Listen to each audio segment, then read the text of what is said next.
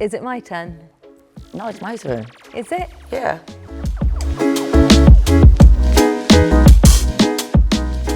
Hi, I'm Hester Wernert-Rijn. Hi, I'm Anna Cofone. Join us today on the couch for part 2. You have styled artists for high-profile premieres and events. What's been your favorite hair moment? Working on a tour last year, and the artist who I work with wanted to come on stage with wearing a wig, and the wig was inspired by, it was in a Marilyn Monroe shape, but she also wanted within after 2 songs to then have the wig taken off, but to have this beautiful look underneath, which was her signature look. When I was first asked to do this, in my mind, I thought, okay. There you go, yeah, but when it's under a wig, the hair is starting to change. And I thought, okay, yeah, cool, no problem, amazing. We can do this. We'll just create an area backstage so that once you do the first songs, you can then come off stage. We'll take the wig off. I'll have everything set up. We'll quickly brush the hair out. And at that point, she said, no, we're going to do this on stage. Oh, but I've seen this, no? Yeah. It was that show. Yeah, so this was the very, very first show. But it looked amazing. What about yours? Has there been a moment like that for you where it was just about, you know, bringing that artist, that model, that client's vision to life, and why was it challenging?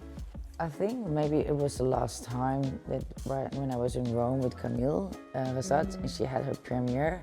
She's now with Authentic Beauty Concept for like a small year, so you still have to know each other, and because when you do someone's hair, and there's timings. When you are like such a great actor as she is, she had to do all these interviews, so we supposed to start at 3, then it was 4, then it was 5, and she had to be done at 7. In between we had to do interviews, and I was like, oh, and I didn't know what the hair should be also. Yeah. So when she arrived, it would be like, okay, I want to have this hair. And I was like, oh, like this gelled look with like this piece on the front, going back in a wave. Underneath this is tight. And I was like, okay, I can do that. I'm quick and technical. So in between the interviews, I was already busy with rolling the hair up and making the shape. Yeah.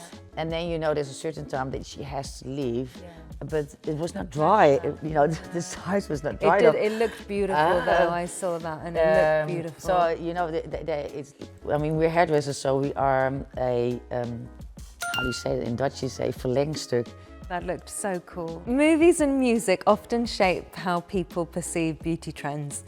How do you feel hair contributes to storytelling? My dad was playing guitar and always singing the Beatles, so I've been raised with all that music, but also the hairdos.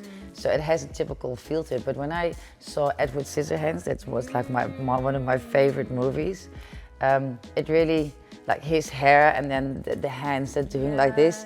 Yeah, you can tell how someone is as a person. So I think that's something that I really enjoy when I watch a movie, or even when I cut someone's hair, that you give someone a personality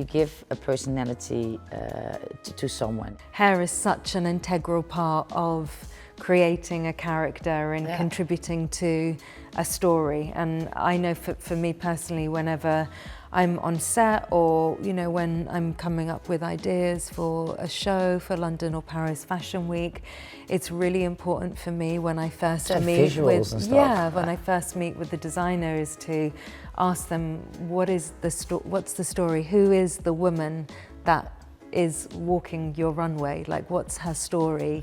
And I think for me, also coming from a performing arts background and knowing how important storytelling is, it just helps me to then think about the direction that I need to go in. You can, absolutely. Everything together. Yeah. Has there been any key fashion moments that have then influenced what you've done with the hair? Not everyone, I have to say, but let's say my clients, they get inspired by fashion.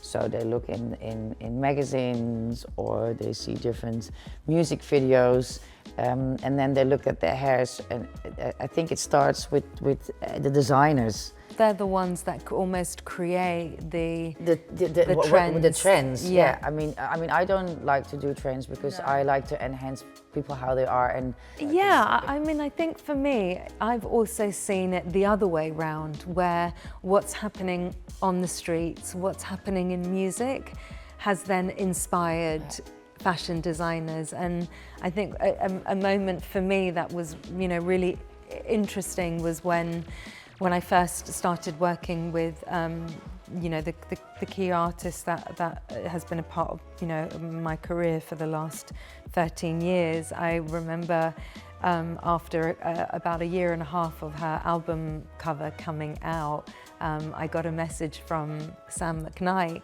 and he said, Anna, he was at Milan Fashion Week. I think he was working on the D² show, and he sent me a picture of her album cover campaign, and it was in the designer's mood board of the hair that they wanted. And you know, that was just, that's nice. That was really cool, because it, you know, I'd always seen it the other way round, it was always what, and for me from a young age, like looking at, you know, Italian Vogue and also fashion TV, and I would spend hours in front of the TV just watching all the shows happening on the runway, and I always came at it from that point of view, that it was fashion that impacted and affected the trends or these shifts in looks and aesthetic. Thank you for joining me and Anna today on the couch. And if you would like to see more, please subscribe.